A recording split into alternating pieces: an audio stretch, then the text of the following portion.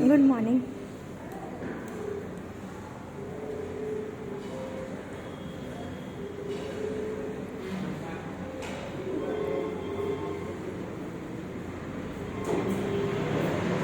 धीरे धीरे चलिएगा ऊपर।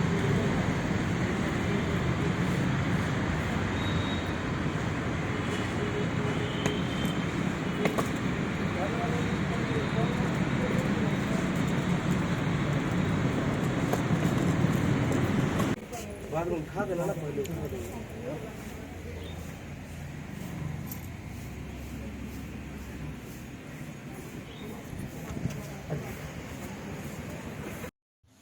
और सबसे पहले मैं रतन टाटा जी को धन्यवाद कहना चाहूँगी दिल से, क्योंकि ये नाम ही है जो हमें जीवन में फ्री में मिलता है, बिना कुछ किए, फ्री ऑफ कॉस्ट।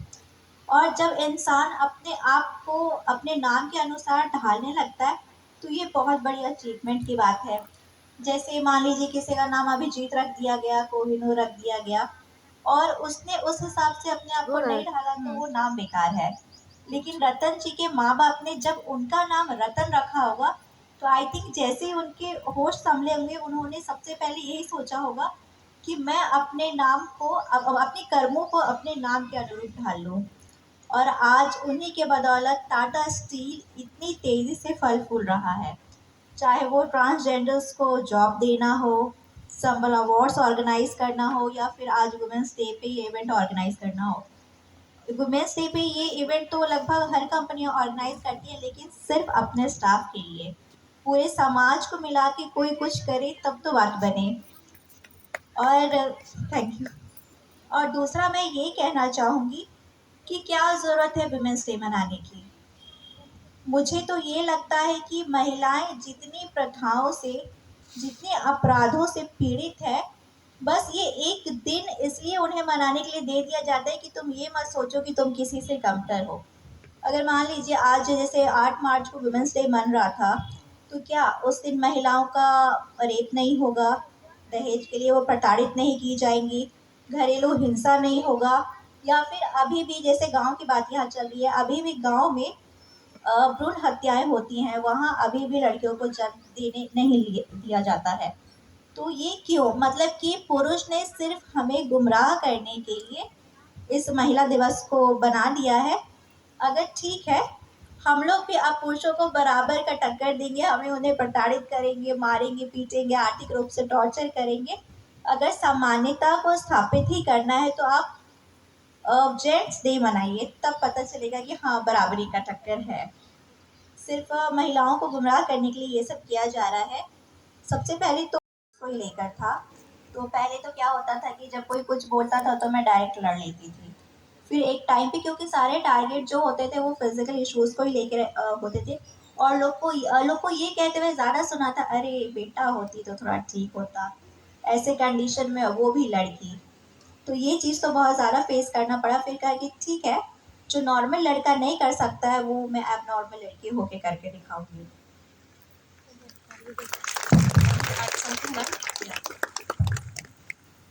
उपस्थित है और जो कम उम्र की लड़कियां यहाँ उपस्थित हैं वो सभी बहुत भाग्यशाली हैं, क्योंकि एक स्त्री अपने अंदर कई देवी और देवताओं को लेके घूमती है। जब वो अपने हाथों से स्वादिष्ट खाना बनाकर अपने परिवार का पेट भरती है तो वो अन्नपूर्णा देवी कहलाती है। जब वो बच्चों को शिक्षित करती है तो माँ सरस्वती बन जाती है। जब वो आर्थिक रूप से अपने पति की मदद करती है तो माँ लक्ष्मी कहलाती है। और हर एक स्त्री बहुत सुंदर, प्यारी, निश्चल, कोमल है, तो हर एक स्त्री में पार्वती का रूप कहीं ना कहीं विद्यमान है। महिला एक अंतहीन किताब है जो जिसके पन्ने कभी समाप्त नहीं हो सकते। और ठीक है। क्योंकि मैं एक, जैसे आपने कहा कि मैं पोएटेस हूँ, तो मैं एक कविता आप लोगों के सामने वुमेन्स डे के तुम उपलक्ष्य किसका पर फोन में कर रही है? प्रस्तुत करना हम लाइव चला चाहूँगी। रहे हैं। इसका शीर्षक है कौन हूँ मैं। उनको बोले थे वीडियो बनाने को, कौन श्रेया को बोले। हूँ मैं, शोषण का प्रतीक हूँ, सिसकियों से भरी चीख हूँ, जख्मों का भंडार हूँ या यातनाओं द्वारा निर्मित संसार हूँ। कौन हूँ मैं, दहेज की आग से जलकर बना राख हूँ या फिर भोग रही मैं किसी और का पाप हूँ। कौन हूँ मैं, वहशियत को अजीज हूँ या फिर कामनाओं की पूर्ति करने की चीज हूँ। लोग कहते हैं मैं डायन हूँ या फिर सीता की भांति कलयुग में दोहराया गया रामायण हूँ। कौन हूँ मैं, कार्यस्थल में सहकर्मियों द्वारा शोषित की गई पीड़ित हूँ। जो भी कहो इतना सब कुछ सहकर भी मैं आज जीवित हूँ। आखिरकार कौन हूँ मैं एक नारी हूँ, हर रिश्तों के संग वफादारी हूँ। मैं ही जगत को जनने वाली हूँ, मैं ही दुखों को हरने वाली हूँ।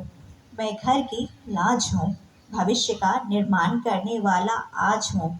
मैं स्नेह का भंडार हूँ, सृष्टि का आधार हूँ। मैं जिंदगी की सबसे बड़ी दौलत हूँ, क्योंकि मैं सृष्टि को जन्म देने वाली औरत हूँ।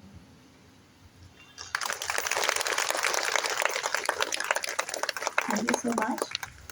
और रहा कि पोइटिक्स की बात, तो सबसे पहले तो मेरा जो सब्जेक्ट था वो भी आर्ट्स ही रहा था। लेकिन ये मेरी चॉइस नहीं थी कि मैं आर्ट्स लेके पढूँ, ये मेरी मजबूरी थी कि मैं आर्ट्स लेके पढूँ, क्योंकि मेरे लिए बाहर उतना ट्रैवल करके स्कूल वगैरह अटेंड करना पॉसिबल नहीं था। तो बाहर के लोग जो भी कहते थे, अरे तुम आर्ट्स पढ़ती हो, इसका तो कोई स्कोप नहीं है। देखिए ऐसी बात नहीं है कि इसका कोई स्कोप नहीं है। आज मैं जो पढ़ रही हूँ, कल को मैं तुम्हें ये प्रूफ करके दिखाऊंगी कि इसका बहुत ज़्यादा स्कोप है। क्योंकि फिजिकल इशू तो मेरे साथ था ही बहुत ज़्यादा। तो सोसाइटी के ताने तो पहले से ही चल रहे थे बहुत रफ्तार से।